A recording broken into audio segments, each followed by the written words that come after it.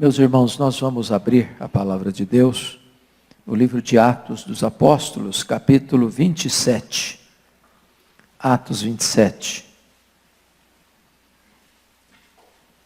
Faremos a leitura a partir do verso 9 e leremos até o capítulo 28, verso 10. É uma passagem longa, mas extremamente didática, fácil de compreender e com muitos ensinos para nós nesta noite. Atos 27, verso 9. Depois de muito tempo, tendo se tornado a navegação perigosa e já passado o tempo do dia do jejum, admoestava-os Paulo, dizendo-lhes: Senhores, vejo que a viagem vai ser trabalhosa, com dano e muito prejuízo, não só da carga e do navio, mas também da nossa vida.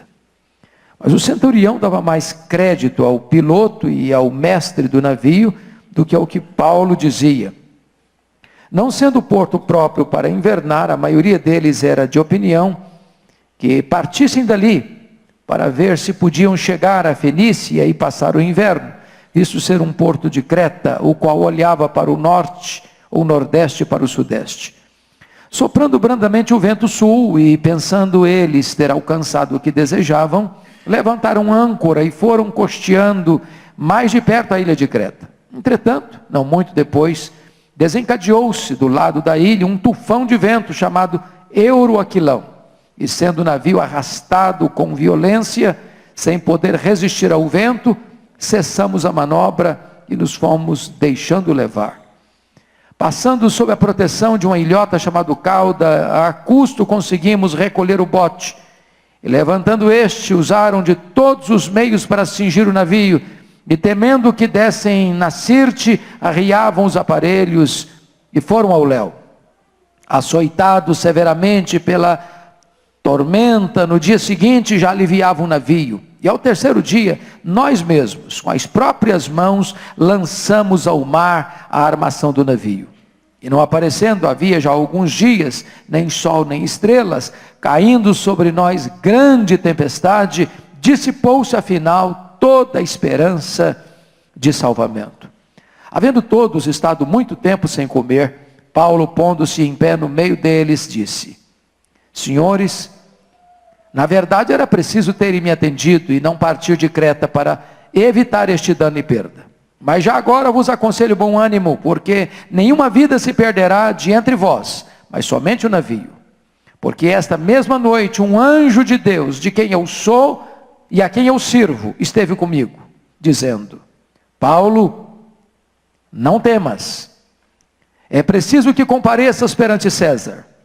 E eis que Deus, por sua graça, te deu todos quantos navegam contigo. Portanto, senhores, tende bom ânimo, pois eu confio em Deus, que sucederá do modo por que me foi dito. Porém, é necessário que vamos dar a uma ilha.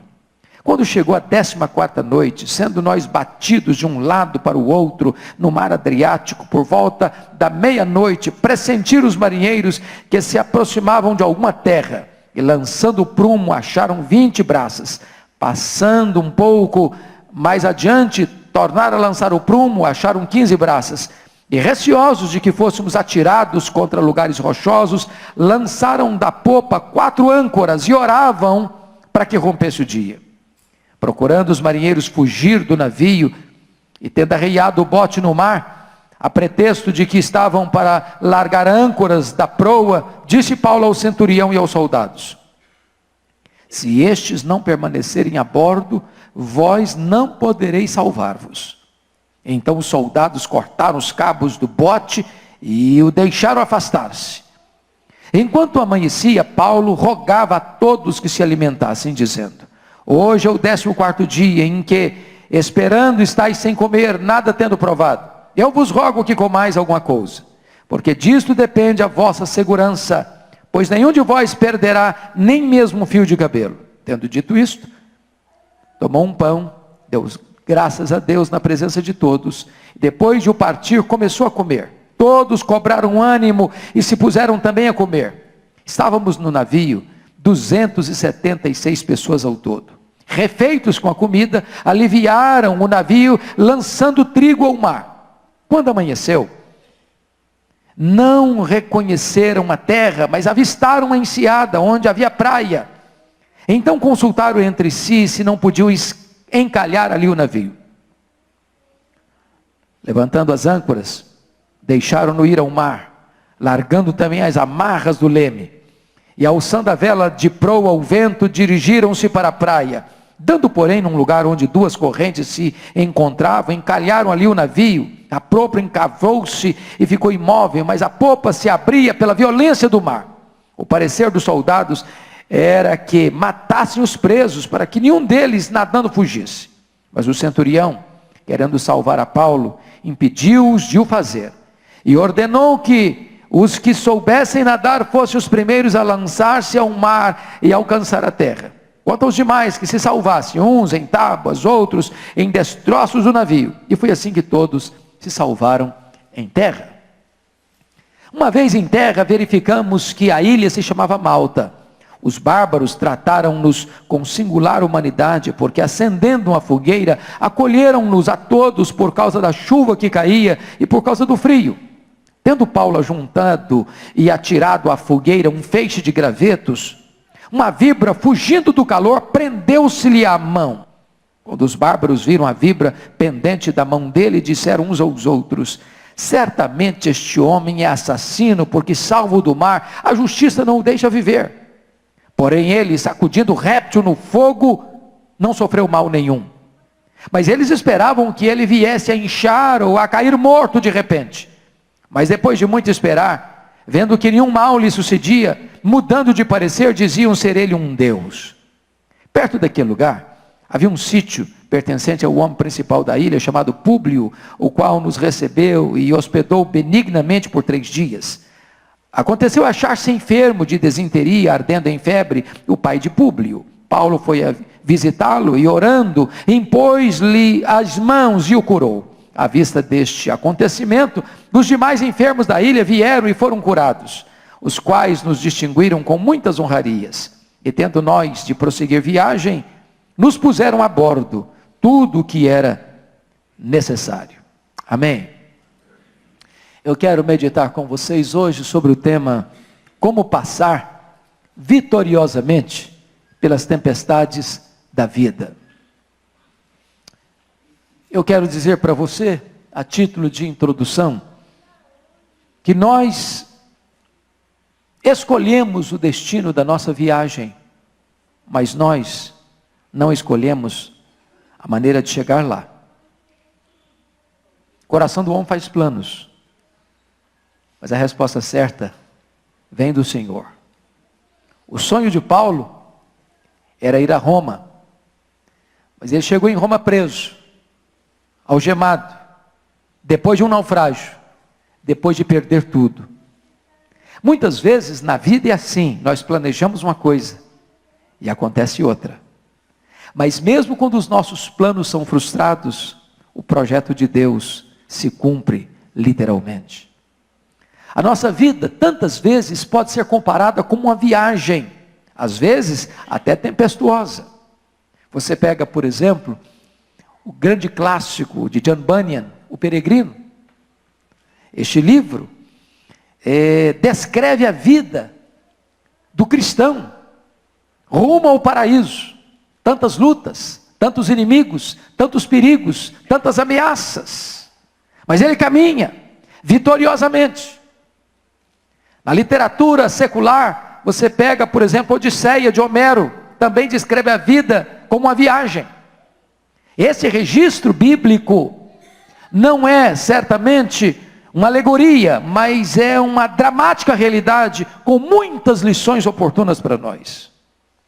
Mesmo quando estamos fazendo a vontade de Deus, isso é tão importante entender.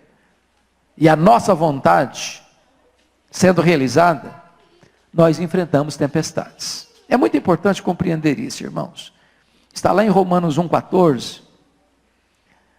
Romanos 1, a partir no primeiro capítulo, até o versículo 14, que Paulo demonstra que ele tinha desejo de visitar a igreja de Roma.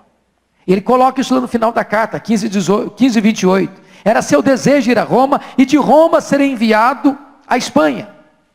Quando ele estava preso em Jerusalém, lá em Atos 23, 11, o próprio Deus apareceu para ele e disse: coragem, Paulo, assim como você deu testemunho em Jerusalém, eu quero que você dê também testemunho em Roma. Quando Paulo toma a decisão de ir para Roma, para ser julgado diante de César, porque Deus o queria em Roma, porque ele queria estar em Roma, ele enfrenta um naufrágio. Ele é picado por uma cobra.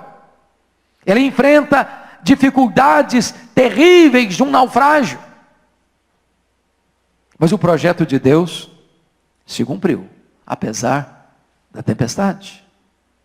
A tempestade não colhe Deus de surpresa. A tempestade é uma agenda de Deus na jornada da nossa vida. E eu gostaria então que você pudesse acompanhar comigo as lições desse texto. A primeira verdade que eu quero destacar é que nas tempestades da vida, precisamos estar atentos às placas de sinalização colocadas por Deus ao longo do nosso caminho. Primeira placa, com a Bíblia aberta comigo agora, todo mundo. Capítulo 27, versículo 10. Veja aí, a primeira placa é a advertência. Paulo disse: senhores, vejo que a viagem vai ser trabalhosa, com dano e muito prejuízo, não só da carga e do navio, mas também da nossa vida. Quando eles embarcam para Roma, a viagem parecia segura, parecia tranquila, era um bom barco, havia um comandante, havia marinheiros, havia soldados, os passageiros estavam em segurança. Mas se você começar a ler o texto anterior, no capítulo 27, lá no verso 4, já fala de ventos contrários.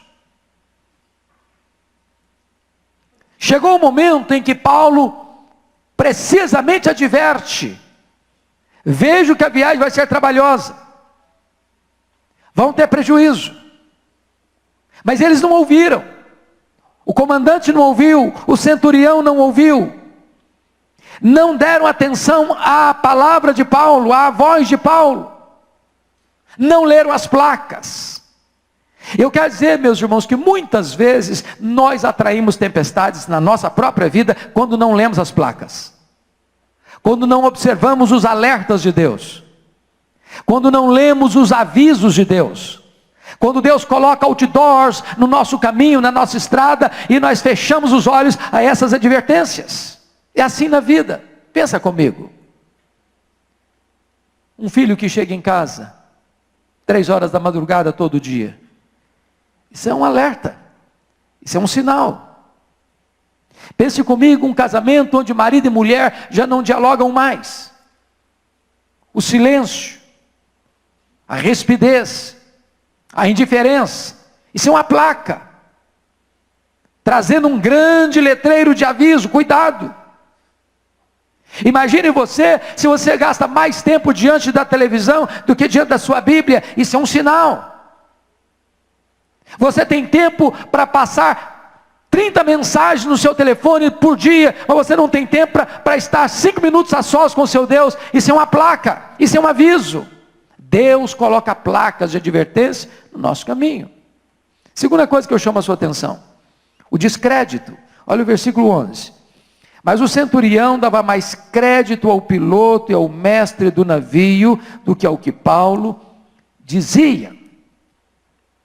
O que significa isso, irmãos?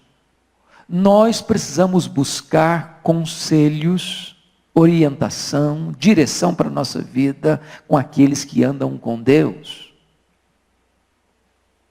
Eles não deram atenção à palavra de Paulo, e Paulo era um homem de Deus, Paulo era um homem dirigido pela vontade de Deus, mas eles não quiseram ouvir, eles não escutaram a advertência, eles deram total descrédito ao que Paulo disse. E aí pense comigo, quanto sofrimento as pessoas têm na vida, porque não dão crédito aos conselhos que vêm de Deus. Pense comigo nisso. Quantos filhos, quantas filhas choram hoje amargamente com um casamento turbulento porque não ouviram conselho de pai e mãe? Quantas pessoas hoje estão arruinadas, moral, emocional e espiritualmente, porque não ouviram conselhos nos momentos mais críticos e dramáticos da vida, onde precisava se tomar uma decisão certa. Terceira placa: a voz da maioria nem sempre é a voz de Deus. Confira o verso 12 comigo. Não sendo o porto próprio para invernar, a maioria deles era de opinião que partissem dali. Paulo disse, não é seguro, mas a maioria venceu. A maioria disse, não é seguro, vamos partir, vamos embora, não tem problema, não tem perigo, a advertência de Paulo não tem fundamento, vamos embora. E a maioria venceu.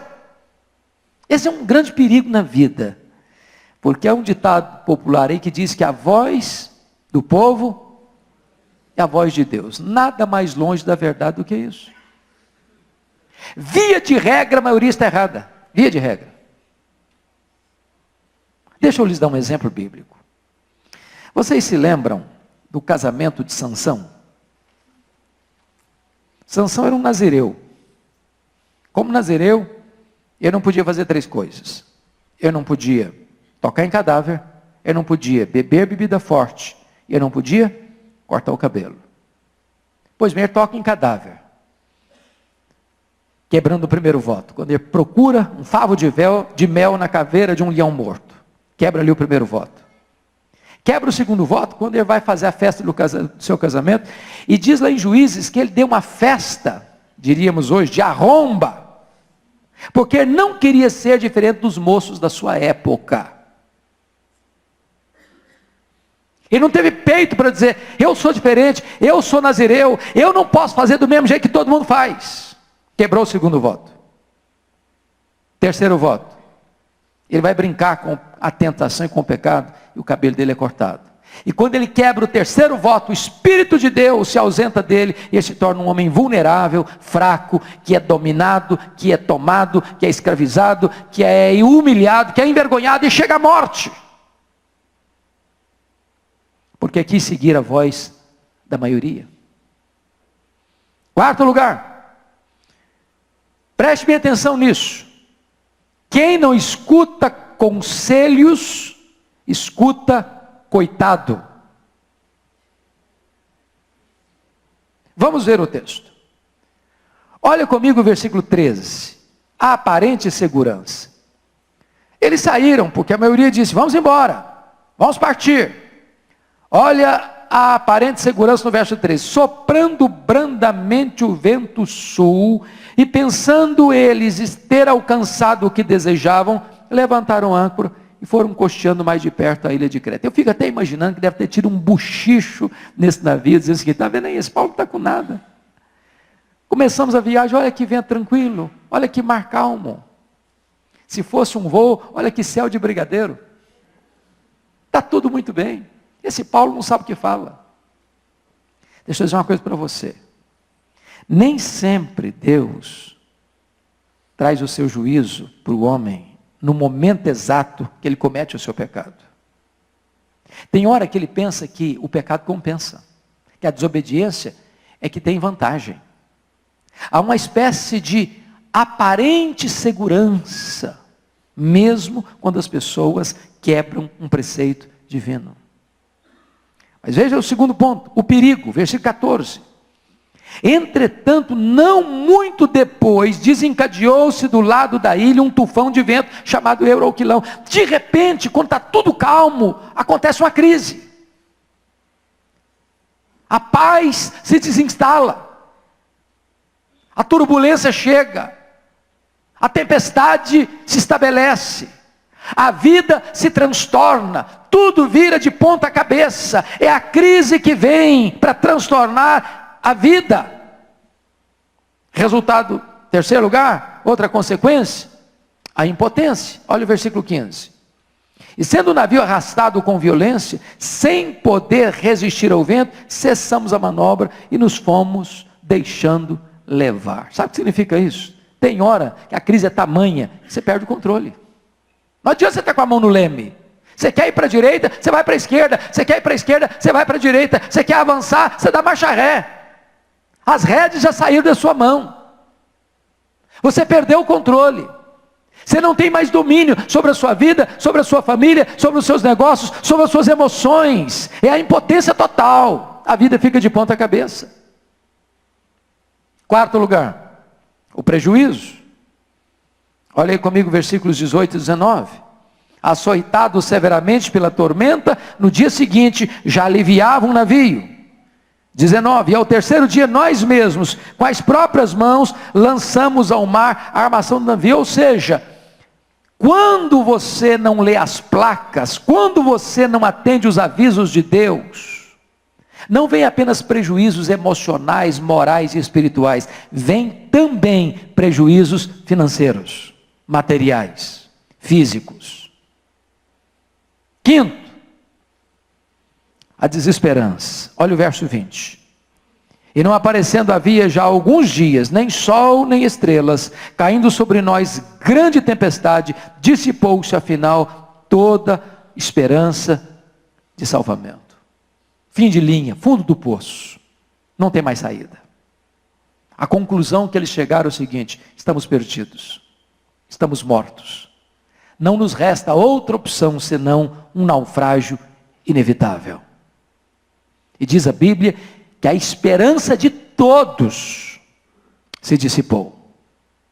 Eu não sei como é que você veio aqui hoje, mas talvez você esteja vivendo uma tempestade na vida, e quem sabe até você já chegou a esse ponto de perder a esperança, de uma solução, de uma saída. Mas eu quero partilhar com você o segundo ponto dessa mensagem. Nas tempestades da vida, não apenas precisamos ler as placas, mas nas tempestades da vida, precisamos olhar para Deus e não para as circunstâncias, e nos levantarmos como encorajadores. Destaco aqui alguns pontos. Primeiro, na tempestade, encoraje as pessoas e encaminhe as pessoas para a vida. Veja comigo o verso 22. Preste atenção, irmãos, que no verso 20 dissipa-se toda a esperança. Mas no verso 22 tem uma adversativa. Mas, entretanto, porém, todavia, mas, diz Paulo, já agora vos aconselho bom ânimo. Preste atenção nisso. Você sabe quem é um gigante ou é um fracassado, não é na hora da celebração, é na hora da crise. É na crise que se forjam os grandes líderes. Na hora da crise, os covardes se rendem, se capitulam, mergulham no total desânimo. Mas na hora da crise, Deus levanta alguém para dizer o seguinte: tem esperança, tem saída, tem resposta, tem direção. E diz o texto no verso 22, mas já agora vos aconselho bom ânimo. Quando todos pensam em morte, você precisa ser um agente da vida. Agora notem, é bem verdade que Paulo chegou a pontuar isso. Ele chegou a pontuar isso, mas ele não fica nessa mensagem negativa do verso 21. Senhores, na verdade era preciso terem me atendido e não partir de Creta para evitar este dano e perda. Mas agora vos aconselho bom ânimo. Sabe por quê? Tem gente que quando vê a crise pegar e ele alertou para não fazer aquilo e a pessoa fez e levou a consequência devida, ele diz: bem feito, eu avisei, agora vocês se virem, agora não estou nem aí, agora vou morrer mesmo. Você conhece gente assim? Nesse momento, não procure culpados, aponte solução. Porque na crise, achar culpado é fácil. Botar a culpa neste, naquele outro é fácil. Na crise, você se torna uma pessoa diferente, quando você aponta saída e solução. Em outras palavras, irmãos, todo problema traz uma espécie de semente de vitória para nós. Segundo, na tempestade, na crise, é preciso abandonar o medo. Veja você o verso 22 novamente. Já agora vos aconselho bom ânimo, porque nenhuma vida se perderá de entre vós, mas somente o navio. Meus irmãos, a situação é de pânico. Tem 276 pessoas nesse navio. Tem 14 dias que o sol não aparece e as estrelas também não. Tem 14 dias que toda essa gente não come um pedaço de pão, não bebe um copo d'água. Eles já tinham se rendido à morte, já tinham se entregado ao desespero, ao desânimo, à total desesperança. E nesse momento de medo, de pânico, em que a morte mostra a sua carranca, é necessário que você se coloque e se apresente diante de Deus e diz: tem bom ânimo, não tenha medo, Deus ainda está no controle, apesar de nós não estarmos mais no controle.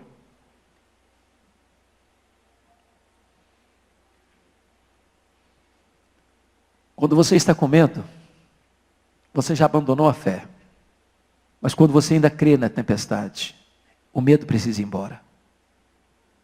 Terceiro lugar, na tempestade, abra os olhos para ver a intervenção de Deus.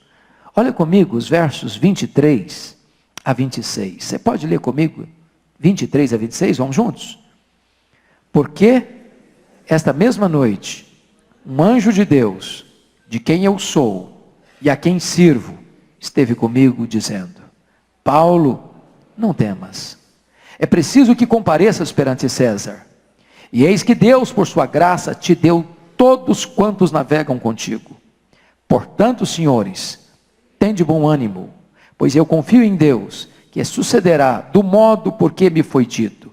Porém é necessário que vamos dar a uma ilha. Meus amados irmãos, é tão importante você entender que quando os recursos humanos acabam, os recursos de Deus continuam intactos. E se você lê a história bíblica e a história da humanidade, você vai notar isso. Às vezes Deus deixa você ir ao último furo,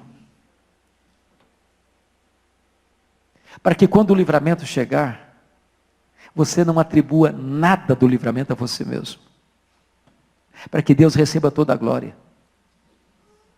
Porque se o livramento veio pela nossa destreza, pelo nosso engenho, pela nossa capacidade, pelo nosso conhecimento, pela nossa habilidade, então nós nos sentiremos grandes, heróis. Vamos desejar os aplausos, a medalha de honra ao mérito, o reconhecimento. Mas às vezes Deus deixa você chegar a uma tal situação, diz: não tem mais jeito, não tem mais saída, não tem mais recurso, não tem mais método, não tem mais estratégia, não tem mais nada, a não ser que Deus faça um milagre. E nesse momento Deus é poderoso para fazer o milagre, para que a glória seja totalmente dele. Notem vocês que o anjo só aparece na hora em que o pânico já tinha tomado conta de todos, em que a morte era a sentença lavrada para todos. É aí que o anjo de Deus aparece, é aí que o anjo de Deus traz direção, segurança para eles. E Deus é assim. Deus é assim. Ele permite que os jovens sejam lançados na fornalha. Ele permite que Daniel seja lançado na cova dos leões. Ele permite que o Pedro salte no mar e comece a se afogar. Ele vem ao nosso encontro na quarta vigília da noite, quando a nossa esperança de salvamento já se dissipou. Então não perca o ânimo não, fica desanimado não, fica com medo não. A crise está grande, seu Deus é maior que a crise. A tempestade é grande, seu Deus é maior que a tempestade. Os recursos humanos esgotaram, o recurso de Deus ele está disponível. Quarto lugar. Na tempestade é preciso ter prudência.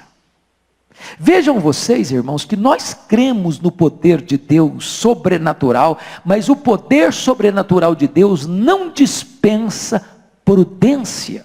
Se não, vejamos. Olhe comigo versos 30 a 32. Procurando os marinheiros fugir do navio, e tendo arriado o bote no mar, o bote salva-vidas, a pretexto de que estavam para largar âncoras da proa, estavam querendo largar o barco, fugirem. Disse Paulo ao centurião, versículo 31, e aos soldados: se estes marinheiros não permanecerem a bordo, vós não podereis salvar-vos. O que Paulo está dizendo é o seguinte: o anjo falou que não vai morrer ninguém, mas nós precisamos dos marinheiros com a gente. O sobrenatural não dispensa o natural, a prudência humana. Veja em segundo lugar, versos 33 e 34. Enquanto amanhecia, Paulo rogava a todos que se alimentassem, dizendo: hoje é o 14º dia em que, esperando, estáis sem comer, nem nada tendo provado. Eu vos rogo que comais alguma coisa, porque disso depende a vossa segurança, pois nenhum de vós perderá nem um fio de cabelo. Mas o fato de ter uma promessa que nenhum de vós perderá nem um fio de cabelo, não dispensava eles de se alimentarem depois de 14 dias sem comer. O sobrenatural não dispensa a prudência.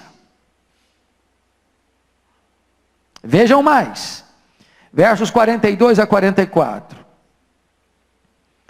O parecer dos soldados era que matassem os presos, para que nenhum deles nadando fugisse. Mas o centurião, querendo salvar a Paulo, impediu-os de o fazer, e ordenou que os que soubessem nadar fossem os primeiros a lançar-se ao mar, alcançar a terra. Ou seja, os soldados eram responsáveis por esses homens, eles eram prisioneiros.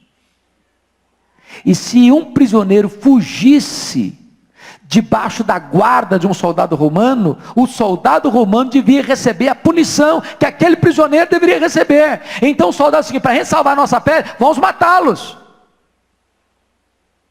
Quis Deus que o reconhecimento de Paulo diante do centurião salvasse os demais prisioneiros, e nenhum deles perecesse, como o anjo disse a Paulo naquele navio. Quinto lugar, na tempestade, meu irmão, é preciso lançar as âncoras. Veja comigo o verso 29. E receosos de que fôssemos atirados contra lugares rochosos, lançaram da popa 4 âncoras e oravam para que rompesse o dia. Eu gostaria, não digo para você de alegorizar não, mas eu gostaria de dar uma espiritualizada no texto agora para entender as âncoras. Que âncoras poderiam ser essas? Âncora é aquilo que segura, não? É aquilo que prende você para não sair do lugar na hora da terrível tempestade. Eu queria olhar para o texto, algumas âncoras dessas. Primeiramente, vamos pensar na âncora da fé. Olha comigo, por gentileza, versículo 24 e 25. Dizendo Paulo: não temas, é preciso que compareças perante César. E eis que Deus, por sua graça, te deu todos quantos navegam contigo. Portanto, senhores, tende bom ânimo, pois eu confio em Deus que sucederá do modo por que me foi dito. Sabe o que você e eu precisamos na hora da tempestade? É crer que o que Deus prometeu, Deus é fiel para cumprir. Eu confio em Deus, do jeito que Ele falou, vai acontecer. Deus não permite que nenhuma das suas palavras caia por terra, nenhuma das suas promessas caia por terra. Isso é fé, é crer que o que Deus falou é verdade, e o que Deus prometeu, Ele cumpre. Isso é fé. Às vezes, queridos, nós precisamos confiar que, diante das tragédias da vida, Deus está construindo um projeto maior. Eu nunca me esqueço uma experiência que a minha irmã querida e amiga pessoal, doutora Edmeia Williams, vivenciou no Rio de Janeiro. Ela tem um trabalho social e espiritual muito bonito no Morro Santa Marta, no Rio de Janeiro. Há muitos anos, com crianças carentes. E uma determinada noite, uma tempestade no Rio de Janeiro, o telefone tocou, ela foi chamada às pressas, porque o barracão de tábua que abrigava aquelas crianças veio ao chão por causa da tempestade. Ela foi para lá, a imprensa já estava lá, e o único que caiu naquela região foi o barracão da obra missionária que ela realizava. E aí os repórteres quiseram tirar uma casquinha nela. Você confia em Deus? Confio. Por que o único barracão que caiu aqui foi o seu? E ela por um momento ficou em silêncio. Daqui a pouco, sabe por que caiu? Ele não caiu, foi Deus que o derrubou. Deus não quer mais um barracão de tábua aqui. Deus quer aqui um prédio de alvenaria, de 3 andares, para abrigar de forma mais decente essas crianças. E foi o que aconteceu. O barracão caiu, construiu um prédio. Quando o nosso barracão cai, meu irmão, é porque Deus quer que algo maior seja construído no lugar. Segunda âncora. A âncora da adoração. Veja comigo o versículo 35. Tendo dito isto, tomando um pão, deu graças a Deus na presença de todos. Depois de o partir, começou a comer. Meu irmão, dar graças a Deus depois que o problema está resolvido é fácil. Adorar a Deus depois da vitória é fácil. Paulo está dando graças a Deus e adorando a Deus antes do problema ser resolvido, apenas com a promessa da solução. Isso é fé. Isso é fé.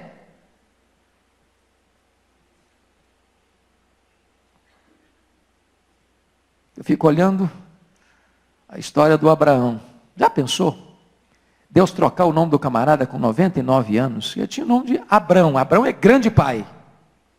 Não tinha filho, mas era um grande pai. Aí Deus resolve trocar o nome do camarada para pai de grande ou numerosa nação. E eu imagino o camarada lá se apresentando. Qual é o seu nome, senhor Sião? Eu sou o pai de uma grande nação. Quantos filhos você tem? Não tem ainda não. Mas eu vou ter.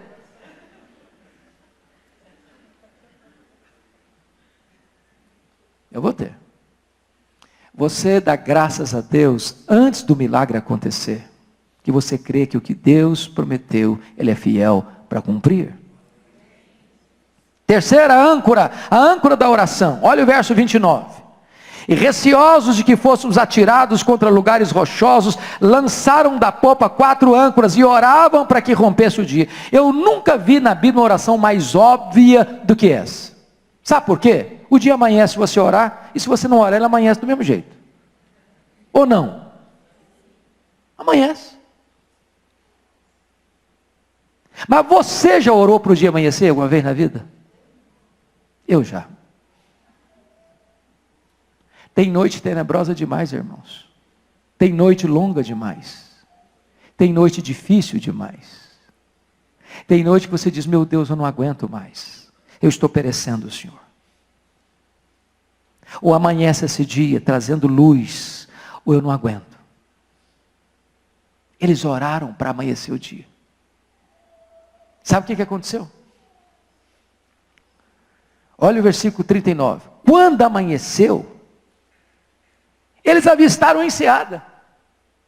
Eles oram para o dia amanhecer, e quando o dia amanhece, a solução chega.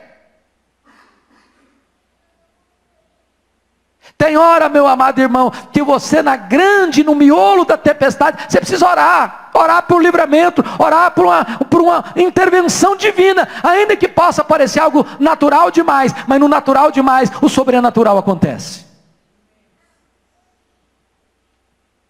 Quarta âncora. A âncora da certeza. Olha comigo o versículo 26. Eu acho isso incrível. Paulo diz no verso 25, pois eu confio em Deus que sucederá do modo por que me foi dito, porém é necessário que vamos dar a uma ilha. Eu gosto dessa expressão, é necessário, porque algumas coisas é necessário mesmo, tem que acontecer. A Bíblia diz lá em João 4, era necessário Jesus passar por Samaria. Jesus tinha uma agenda para salvar aquela mulher samaritana, e através daquela mulher, toda aquela vila, toda aquela província. Necessário. Era necessário que eles fossem dar numa ilha.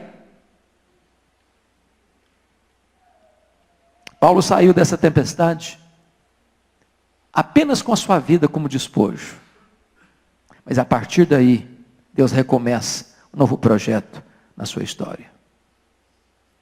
Terceira lição que eu gostaria de partilhar com vocês é que nas tempestades da vida nós precisamos nos distinguir das demais pessoas.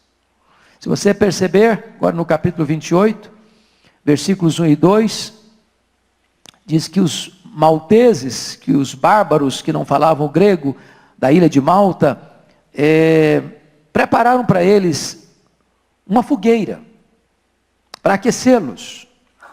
Eles estavam com frio, estava chovendo, e então eles foram ali, para perto daquela fogueira. Eu acho isso tão bonito, embora uma coisa tão simples, mas quem está com frio, quem está molhado, não tem lugar melhor do que uma fogueira, para você se aquecer, para você se enxugar, para que você tenha conforto, para que você tenha aconchego. E eu quero dizer para você, meu irmão, que nós precisamos ficar perto daquele ambiente quentinho, da comunhão, da amizade, das boas companhias. Ficar perto de gente que ajuda você a se aquecer, abençoar a sua história, abençoar a sua vida.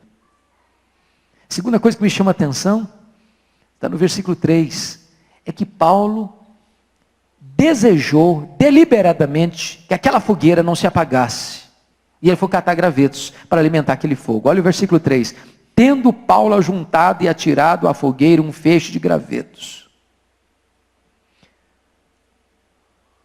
Quantas pessoas estavam no navio? 276. Não consta bem que nenhum dos demais fizeram isso. Mas Paulo fez. E esse negócio de catar graveto é um negócio legal. Manter o fogo aceso. Onde falta combustível, o fogo se apaga.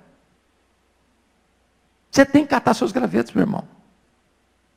Eu tenho certeza que se você veio aqui nesta noite, é porque você veio catar gravetos, para que essa chama não se apague no seu coração. Você tem que catar gravetos para que você tenha uma família melhor, para que você tenha uma igreja melhor, para que você tenha uma vida mais cheia do fogo, do poder do Espírito Santo de Deus. Catar graveto. Às vezes até na vida, nas outras áreas da vida. Eu escutei uma história que me impressionou muito. Uma empresa estava colocando no jornal propaganda que estava precisando de engenheiro. E o engenheiro estava desempregado na cidade e foi lá. Botou sua roupinha melhor, seu paletó, sua gravata, sua pastinha bonita. Chegou lá, falou, eu li no jornal que essa empresa está precisando de engenheiro, e eu sou engenheiro e estou precisando de um emprego. E a pessoa que atendeu diz, olha, eu sinto muito, mas essa vaga já foi preenchida. Agora só tem mais vaga aqui para motorista, não tem mais para engenheiro. Ele voltou triste, cabisbaixo. Quando ele estava no pátio pegando o carro, deu um insight nele e voltou. Pois eu sou motorista. E eu gostaria de pleitear a vaga de motorista. O diretor da empresa escutou essa conversa e disse, vem cá, entra na minha sala. Eu vou contratar você como engenheiro.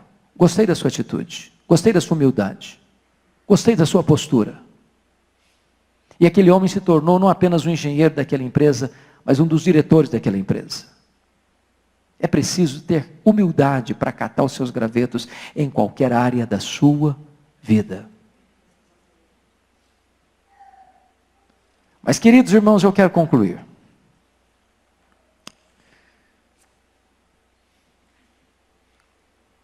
Nas tempestades da vida, nós precisamos ser encorajados pelas promessas de Deus. E tem 4 coisas aqui que eu quero destacar rapidamente. Primeiro, Deus é poderoso para levantar pessoas desconhecidas para ajudar você. Versículo 2 diz isso. Eles chegam numa ilha que nunca tinham estado antes. Eles chegam como náufragos. Eles são prisioneiros. Eles estão indo algemados para Roma para serem sentenciadas pelo imperador. E diz a Bíblia que os bárbaros, que os malteses, os acolhem com urbanidade, com máxima humanidade. Gente que eles não conheciam, gente que nunca tinha cruzado o caminho deles, gente que eles não tinham nenhum conhecimento prévio. Deus é poderoso para fazer isso na sua, na minha, na nossa vida, irmãos. Levantar gente que você nunca viu, que você nunca conheceu, para abençoar você. Uma das experiências mais gostosas que eu tive na minha vida, no meu ministério, aconteceu quando eu fui estudar nos Estados Unidos. Chegou um momento em que os nossos recursos tinham acabado. Eu tinha 5 meses que estava lá, não tinha nem começado ainda o meu programa do doutorado em ministério, meus recursos tinham acabado, a minha receita era de $1.400 e eu tinha uma despesa de $3.000 por mês. E eu só tinha 2 opções: ou voltava para casa envergonhado, frustrado, ou eu pedia para Deus um milagre. E foi o que nós fizemos. Chamei minha esposa, chamei meus filhos que eram pequenos, falei: nós vamos orar aqui agora. Ajoelhamos na sala e disse: Deus, o Senhor é o dono do ouro e da prata, nós estamos aqui, não conhecemos ninguém nessa terra. Então, e era um lugar, Mississippi, quem conhece o Mississippi, não tem imigrantes no Mississippi. Então, Deus, o Senhor abre uma porta para nós. Quando nós terminamos de orar, o telefone tocou. E eu recebi um convite para pregar numa conferência, a 2.000 quilômetros onde eu estava. Quando eu chego lá, eu não tinha dinheiro para o lanche. Fui sem nada, zero. O pastor que dirigiu o programa disse algo muito óbvio. Ele disse assim: meus irmãos, o pastor Hernando é estudante aqui nos Estados Unidos, e todo estudante é duro. Mas não precisa nem ser profeta para falar um negócio desse. Não é verdade? Se alguém quiser ajudá-lo, fique à vontade. Eu saí daquele encontro com $5.500 de oferta. Um irmão me procurou depois, um pastor, disse: eu vou lhe dar $300 por mês até você ir embora, até você voltar para o Brasil. Voltei para casa chorando. Meu carro estava quebrado na oficina, não podia tirar. Não tinha dinheiro para pagar o seminário, para pagar aluguel, nem para fazer compra para casa. Na semana seguinte, um segundo convite para pregar em New Hampshire, a 2.500 quilômetros. Eu estava pregando meu último sermão, um presbítero vem por trás assim, bota um bilhete na minha Bíblia. Eu falei: não sei o que está acontecendo com você, mas Deus tocou meu coração, eu vou lhe mandar $600 por mês até você terminar seu curso. Quando terminei, eles me deram $2.500 de oferta. Para encurtar a conversa, eu fiz 21 viagens a convite, em 10 estados diferentes. Em cada lugar que eu ia, Deus fazia um milagre diferente. Nunca nos faltou nada. Para minha surpresa, quando nós viemos embora, eu fui ao banco para fechar a conta. Exatamente os valores das nossas economias pessoais que nós havíamos levado, estavam lá no banco. E Deus nos ensinou uma lição. Eu sou suficientemente poderoso para levantar gente que você nunca viu na vida, para abençoar você. Eu sou o seu provedor, você tem que confiar em mim. Segunda promessa, irmãos, que está nesse texto, que eu gostaria que você observasse comigo, que Deus é poderoso para proteger você de todo mal. Olha o que está acontecendo aqui no versículo 6. Quando Paulo joga aquela víbora, quando Paulo joga aquele graveto no fogo, e aquela víbora prende na mão do Paulo, os bárbaros gritaram: é um assassino, tenta se livrar do mar, a justiça não o deixa viver, vai cair, vai inchar, vai morrer. Não caiu, não inchou, não morreu. As pessoas: não, agora também não é nem um assassino, é um Deus. Deixa eu dizer uma coisa para você, querido. Deus é o Deus que livra você das víboras. do ataque do adversário. Deus é o Deus que protege você, para que esse veneno mortal não destrua você. Deus é o Deus do livramento. Terceira promessa: as pessoas que rotulam você virão a você e mudarão de opinião a seu respeito, quando você anda com Deus. Há uma frase que eu gostaria de dizer aqui hoje, se você esquecer tudo que eu falei, mas guardar essa frase, já me dou por satisfeito. A frase é essa: cuide bem da tua piedade, e Deus cuidará da tua reputação. Você não tem que ficar preocupado com o que as pessoas vão falar de você. A única coisa que você precisa é andar com Deus. Porque quando você anda com Deus, as pessoas vão ter que voltar a você e mudar de opinião a seu respeito. Não foi assim com Jó? Os amigos criticaram Jó, acusaram Jó levianamente. Aí Deus chega para eles e fala: vocês vão ter que ir lá naquele homem que vocês criticaram. Lembra dele? Pois é, aquele homem é mais justo que vocês. Eu vou escutar a oração daquele homem. E quando aquele homem orar por vocês, eu vou escutar a oração dele e vou restaurar vocês. Ande com Deus, e Deus cuidará da sua reputação. Finalmente, último lugar, a promessa de Deus é que a ilha do seu naufrágio pode ser o lugar da sua oportunidade. Olha o versículo 10. Os quais nos distinguiram com muitas honrarias, e tendo nós de prosseguir viagem, nos puseram a bordo tudo o que era necessário. Sabe o que eu acho bonito? É que Malta não aconteceu na agenda de Paulo por causa do naufrágio. Não foi o naufrágio que levou Paulo para Malta, foi a mão da providência divina.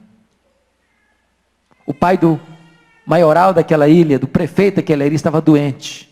Paulo orou por ele, ele foi curado. Os demais enfermos vieram e Paulo orou por eles e eles foram curados. Deus mandou Paulo para a ilha de Malta. O método de Deus foi a tempestade. O propósito de Deus foi a cura e talvez a salvação de muitas pessoas naquela ilha. Meus queridos, a minha oração e o meu desejo é que esta experiência da viagem turbulenta de Paulo para Roma nos ensine lições espirituais nesta noite. Que nós aprendamos a olhar as placas. Que nós nos levantemos como consoladores na hora da crise. Não para culpar as pessoas, mas para apontar soluções.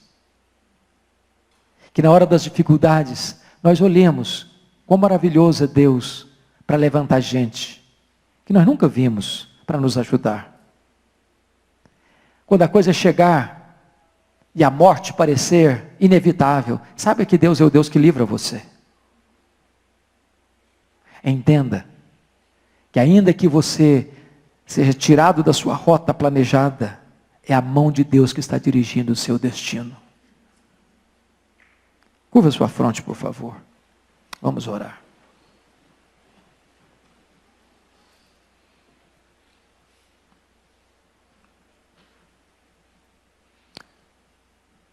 Talvez você veja aqui hoje com uma crise, uma tempestade na vida, um drama pessoal, uma necessidade específica, urgente.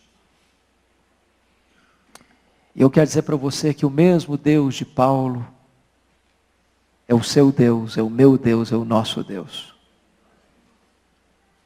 Como Ele agiu milagrosamente no passado, Ele age ainda hoje. E se você precisa hoje de uma intervenção sobrenatural de Deus, se você precisa hoje tomar medidas de prudência na sua vida,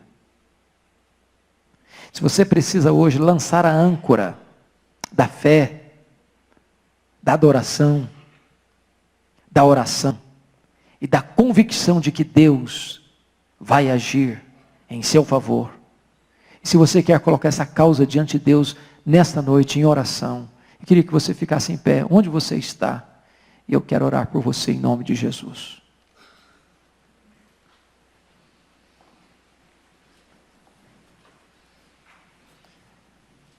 Pai, nós estamos aqui reconhecidos de que Tu és o Deus dos impossíveis, o Deus dos milagres, o Deus de promessas, o Deus fiel, o Deus que fala e cumpre o que diz, o Deus que faz e ninguém pode impedir a Tua mão de fazer, o Deus que se manifestou valorosamente, extraordinariamente no passado, e o Deus que ainda hoje se manifesta do mesmo jeito.